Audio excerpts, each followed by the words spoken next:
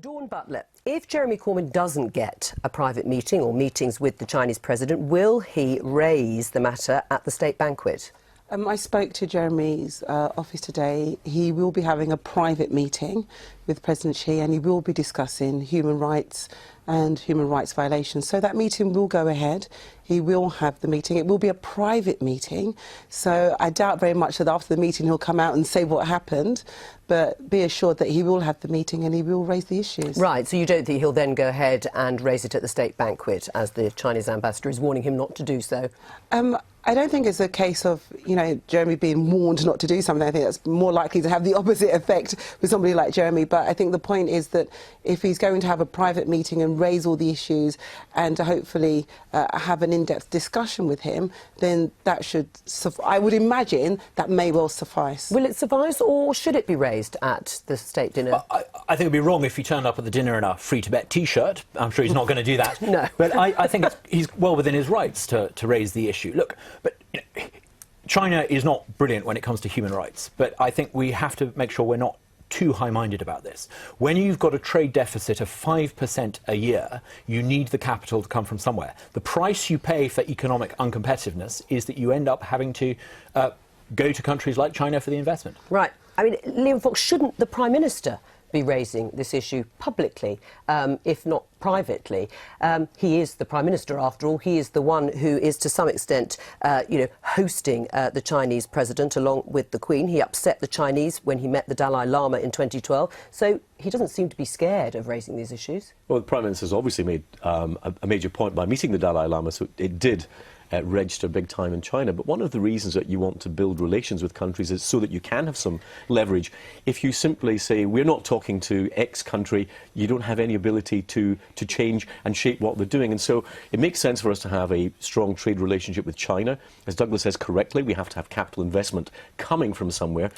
If that relationship is strong enough, it gives us the ability to be able to raise these issues. And I would expect them to be raised fairly robustly in private. Right, but what about publicly? I mean, Barack Obama did so in the US state visit. Why doesn't he do it publicly? The question is where you think you're getting most effect, and it's whether you're actually trying to achieve change or why you're trying to achieve an effect for an audience. Well, Dawn Butler? I think it's more important that the Prime Minister raises it publicly so the country knows where the Prime Minister stands than it is for the Leader of the Opposition, in Jeremy Corbyn, raising it privately. So I think it's more important. And I also think probably the discussions last week in regards to China building nuclear power plants, needs to be discussed, because people may think he's not raising it because he wants to get the money from China, which would be wrong. Isn't the story about China really the amount of progress there's been? This is a country that was responsible for the Cultural Revolution and all the sort of murderousness of the past. It is now producing an economy that is integrated, part of the global economy. It's wonderful to see our universities in the capital of London full of middle-class Chinese who come here to study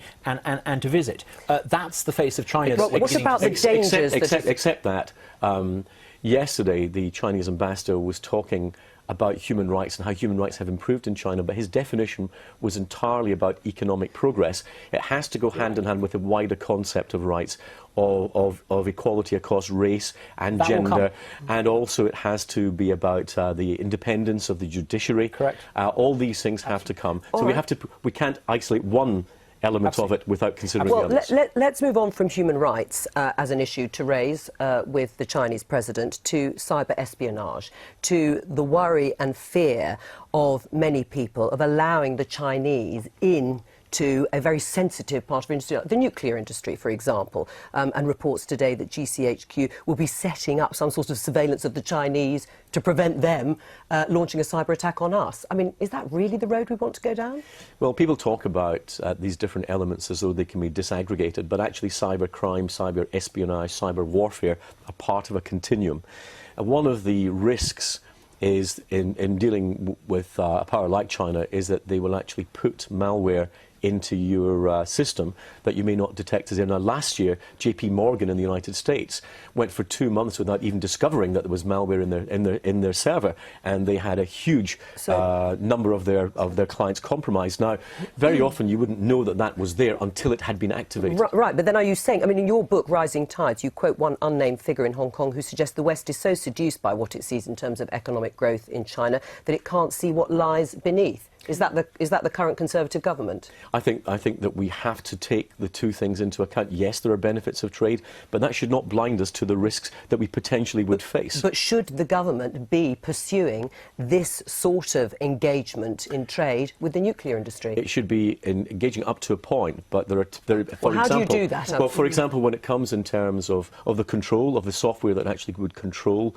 the usage, you have to have guarantees on that. I would be happier if the central elements of that came from the United Kingdom. I can't see the Americans being very happy about an arrangement where the software that would actually do that actually came from China. So you're not happy with the current arrangement as it is? I think we have to question it. Right. I mean, is it just about the money, do you think? With George Osborne, I mean, he has been at the forefront of embracing all this, is it? On the nuclear deal, I think it's a terrible deal in commercial terms for this country. We're paying a huge subsidy, in effect, guaranteeing China and a French company a certain share of tax revenue going on for sort of 30, 40 years. It's a bad commercial deal, but that's a separate consideration. Right. I mean, what interests me about what Liam just said, it seems like you're at odds with your Chancellor, which actually I think is a good thing, because obviously MI5 has said they're very concerned about China and Russia being involved in any sort of such deals, especially within the nuclear industry. So it sounds like you're at odds with your Chancellor, which I think you're putting the safety of the country first, which is a good thing. Well, I think we have to be... there's a difference between